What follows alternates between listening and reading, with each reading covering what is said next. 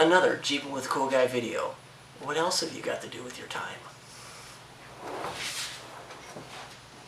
This is the premium version of the worn locking hub 6-post off of the wheel hub, and we're going to take all of this tarnish grease and nastiness, going to completely take it apart and turn it into this. Well, we're not actually going to turn it into, we're just going to make it look the way that it was, as close as we can to the first days that it rolled off the lot. So really this is a continuation of the removal of this hub, which you can see in one of my other videos on my channel. But this is for the 6-post worn locking hub. There's 2 versions of these. This is the base version of the worn locking hub, and it has a plastic lever to switch it from 2 to 4. This is the much better, more durable hub. Pretty much everything in this thing is steel, where with this one there's a few components in here that are plastic. Both of them are really good. This one just, I guess, is stronger, and not only that, but it looks better too. Okay, so let's get to it. If you've taken this off of your wheel hub, you would have had to have already removed these hex bolts. So I'm just going to pull those out, throw on some gloves. The top just comes off nice and easy. The one thing I will tell you right now, and this was also in my other video when we removed them, is this hub only goes in one of these slots, and it's all based off of this pin that comes out of the top of the cap. And that is, let's see, where is that? Right here, there's one groove slot in here that's actually rounded, and that's where the pin fits. Let's talk about the cap here real quick. This thing is a self-contained unit for the most part. You can take it apart if you need to. This wave expansion washer ring, if you want to, you can actually take this thing off, and it's just held on by these clips that are right on the inside of the inner rotating latch. So you can see that when you spin the actual lever, it moves this disc, metal disc, and this, pushing the gears into place. So this one's actually in really good shape. There's no tarnish on it, so I'm not going to do anything other than just wipe this thing down just to get all the grease and dirt off of it. But to take this thing apart, a couple things. Let's start with the inner workings.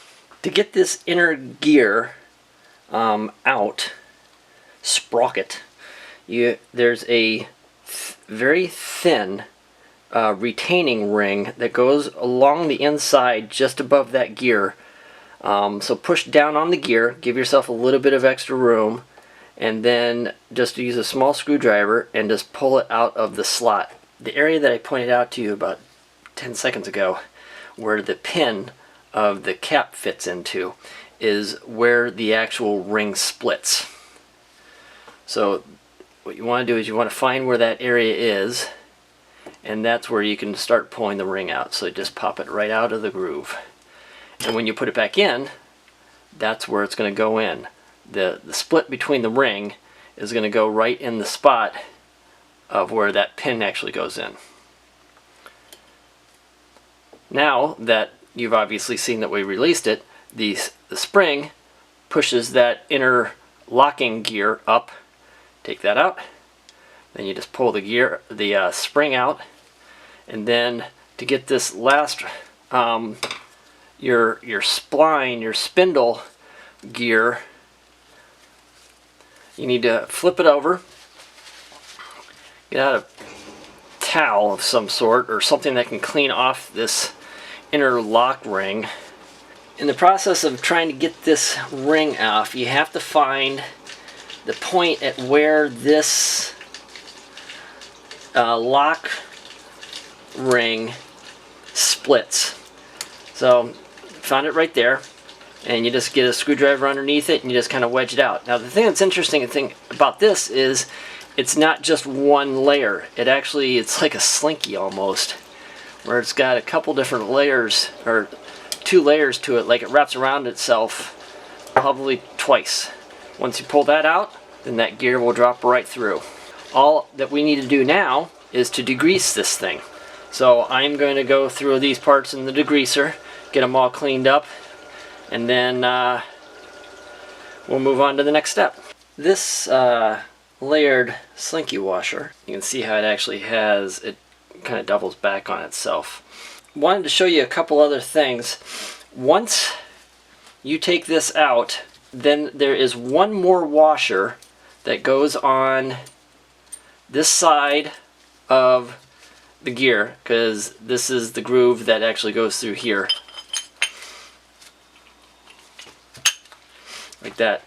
And that's your slinky washer goes in there. Just want to make sure that you are aware of that. And then once you actually take the cap off, on this, I'm sorry, I'm going back on here a little bit. There will be a black paper gasket that goes in between the main housing and the cap. So you'll just have to scrape that off. I gotta see if I can find a replacement for that. I don't know. I haven't seen one. Might have to go to Warren and see if they have them in stock. If I do find it, I will put it in the description of the video. If I don't find it, I'm sure somebody out there knows about it, so put that in the description or the comments and help us all out. The main housing is actually aluminum, and aluminum doesn't work very well with degreasing. It does something to the actual metal itself. It oxidizes the outside of it. So if you're going to do that, use a very light degreaser, maybe just like Dawn dish soap or something like that. And really what I'm trying to do here is get rid of all of the old grease, the dirt, and all the stuff that's built up in it that would cause wear and tear on these things as, you know, the spindle turns and you put your Jeep CJ7 in a four-wheel drive, do some two-tracking.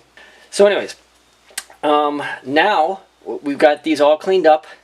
The other thing that I noticed is I think that this housing has some kind of a paint job to it, because they're in the areas where it is you know, through road salt and so on, kind of worn through, you can see that there's a slightly different coating to the outside of this. So I might kind of rough this up with some sandpaper and paint it this gray color again. Anyways, I don't know, we'll get around to that. So now that we got everything separated out, let's put everything back together. Upon reassembly, I do recommend getting some decent grease. I'm just using, what is this? This is red thin synthetic grease.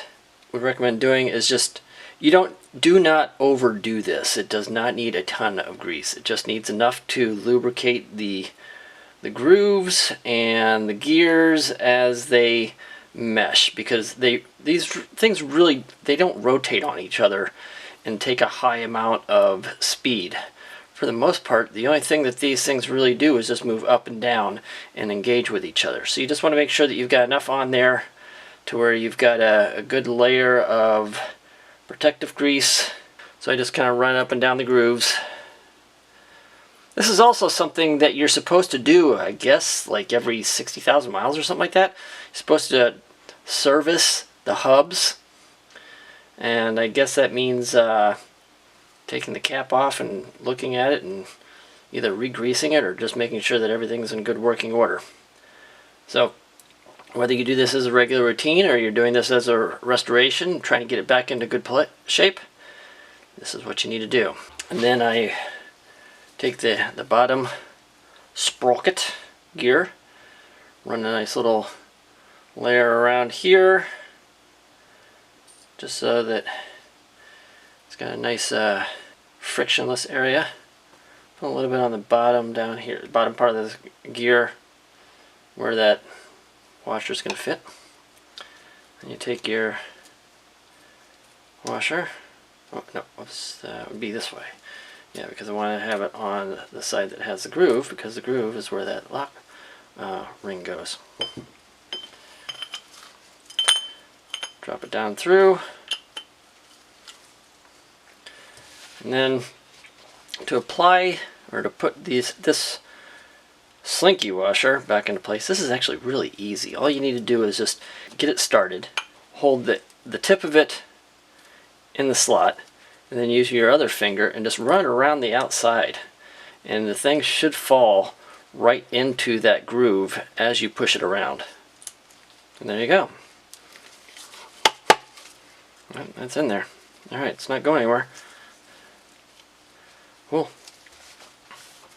Alright, next, then the spring goes in, and then your engagement gear goes in. Make sure that you have the flat side down, not the tapered part should be pointing up, because that's essentially what engages with the inner part spring here. Then slide that down, put the pressure on the spring, rotate this over to where you have that rounded groove, and then slide your retaining ring into that groove while holding the gear down, compressing the spring. And it should just clip right in there. It falls right into that groove. So you can kind of see how that all works out nice. Then again, I'm going to put one last layer of grease around the top part of this, and just add in a little bit of extra, make sure that those gears slide nice and easy. Then we're pretty much good to go. Find the pin, line that pin up with that rounded groove, and it should slide right into place. Now the screws that hold the cap in, these things are number 10 bolts with a 24 thread, and they're a 1/2 inch long. I got these at my local hardware store. But before we do that, let's actually get this thing polished up. I want this thing to look amazing, just like the other one. So get out some steel wool. I'm going to use two different types. This is the 00, this is fine, and this is the quadruple 0. So this is the ultra fine. This I'm just going to take the tarnish off. These rings, or the top part of this cap, are all metal. I think they're aluminum actually, but they have been chromed. So there is a chrome layer over the top of this outer ring, and like a gold chrome, yellow chrome, over the top of the actual switch. And then the lettering is embossed, and then that has black paint on the inside of it, as with the actual, what do you call these, like slices in there. So depending on how much oxidation you have underneath your aluminum will determine on how much of this stuff you're going to wear out. So if it looks like this, have heart. You'll be surprised at how well this cleans up. So I'm going to start scrubbing, and let's see where we wind up. One thing that will hopefully make this a little bit easier is to get some chrome polish. I already see how fast that thing's cleaning up. Wow, that's cool. Alright, there's the 00. Look how much of that tarnish has come off. So now I'm going to move on to the ultra fine. Just going to go all in on it. I try to go, there's like, you can see the, I guess you can call them striations in the metal. I try to go as much with the striations to provide as little amount of friction and sanding as I possibly could. But then the outside chrome should be really easy to do. This will polish up real fast. Alright, there we go. That looks really nice. I mean, it's not brand new, but it's 40 years old, give or take. So I think it looks amazing for the age. It's in great shape. A little bit of the chrome peeling down here, but it's nothing I'm going to lose sleep over. It's nothing that's really going to affect it. The newer worn hubs that look exactly like this, I don't know what model they are. I'll maybe look them up. But this gold is a little bit richer. But for the fact that we got all of that tarnish off and all of this is looking as good as it does, I'm happy with that. So what I'm going to do now is I'm going to just take a detail brush with some black paint, and I'm going to fill in the black lettering here and here, and then once that dries, I'm going to use some steel wool to clean it off. And then when we're done with that, you'll have it looking just like that. I mean, there's not a whole lot of difference there, but details. Looks really good. So there you go.